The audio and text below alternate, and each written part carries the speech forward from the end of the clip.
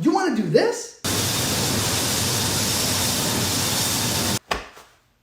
Dear to my heart. Now let me tell you some tips, some advice, and what to expect during Airborne School right now. All right, welcome back to the channel. My name is Sarah French, and on today's episode, I'm going to be talking to you about the United States Army Airborne School. So what is United States Army Airborne School? Airborne School is the 3-week school that teaches you, a soldier, how to jump out of a perfectly good airplane. And yeah, a perfectly good airplane. Yeah, most of them are pretty good. So what does Airborne do for the United States Army? Paratroopers provide the United States Army with the ability to be time on target within 24 to 48 hours, jumping from the sky. It's not used frequently, but it's also undefeated.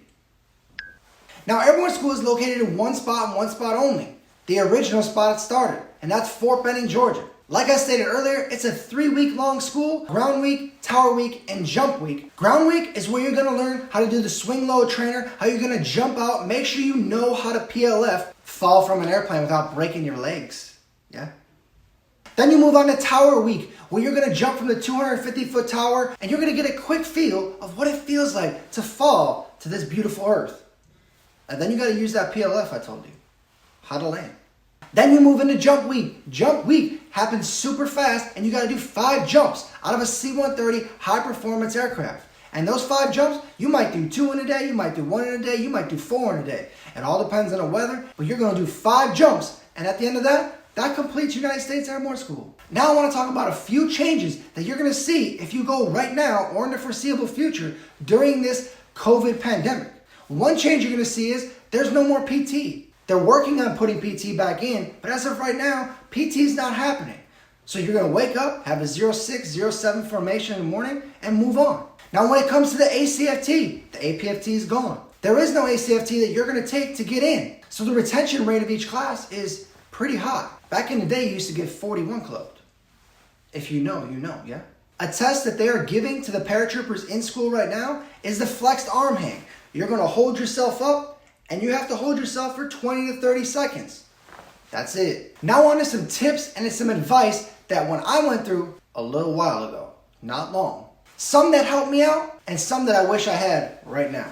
The first and best tip I can give you for Airborne School is get a nice pair of boots. You're going to be running everywhere. When you walk outside the formation, you're going to run there. When you go to the chow hall, you're going to run there. When you have to run up to Sergeant Airborne, everywhere you go, you're going to be running and you're going to be in boots. So what I can tell you is have a light boot, have a nice insole, because you're going to be in your boots all day and you're going to be running all day. Don't have your basic training boots on. They weigh like 50 pounds. They're awful. All right, for my next tip, if you get hurt, you better hide it. And I'm not proud about telling you to hide it, but what I am telling you to do is you cannot have a temporary profile and be in United States Army Airborne School. You cannot. If you get hurt, and you get onto a temporary profile, you're not going to graduate United States Army Airborne School. Temporary profiles are not allowed. You have to be at every ounce of training. Another tip, if you're afraid of heights, you better just get over it. When you're afraid of heights, I know people that are death-defy heights and they're airborne. Because what happens when they get in that C-130?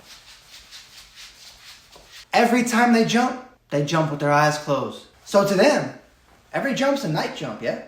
Another tip. If you were a soldier that wanted to go to Ranger School, come here. Airborne's your chance. If you don't know, Ranger School is down at Fort Benning, Georgia. And when you're in Airborne School, you'll be briefed on Ranger School, Ranger Assessment Selection Program, and you'll actually be briefed on RASP. And when you're there, you can raise your hand and they'll take you to go to RASP. The minute you complete Airborne School, they'll get you on a bus, you'll drive down the road, you'll be at RASP. No change in your orders, no nothing, because you volunteered. Ranger School will take care of everything else for you. So when you go to Airborne School, as long as you pass, you have the ability to go to RASP. That's a huge thing. You want to step out in front of your peers.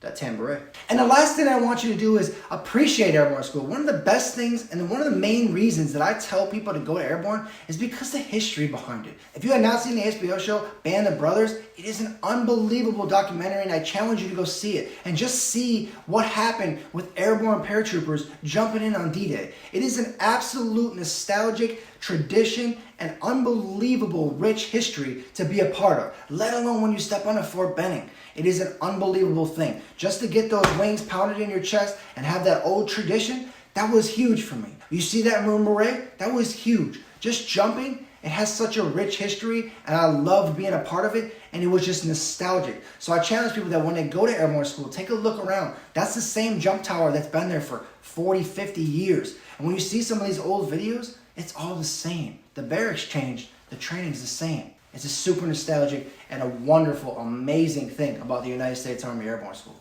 And the last thing I'm going to give you is my opinion of why you should go to Airborne School. For me, I said I never wanted to go to Airborne School. I told everybody, nope, nope, nope. Well, I got to Fort Bragg, and guess what I did? I got treated like a non-airborne person. A leg, if you want. I got treated that way because I didn't buy in, right? And you go to an airborne unit, you need to buy in. And the unit needs to know, did you buy in? Do you care? Do you want to be a part of what we do here? Because we're not about what you do. We're about what we do here.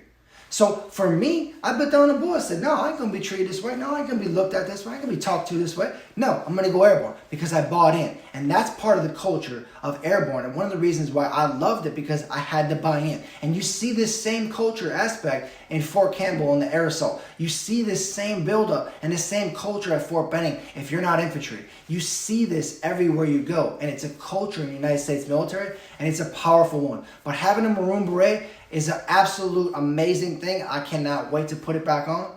And I'll tell you what, I love jumping out of airplanes. There's nothing better than jumping out of a Black Hawk on a sunny day in the middle of Fort Bragg. You can't beat that. You just can't. And then you also get paid $150 a month. I mean, that's not chump change. That's free money.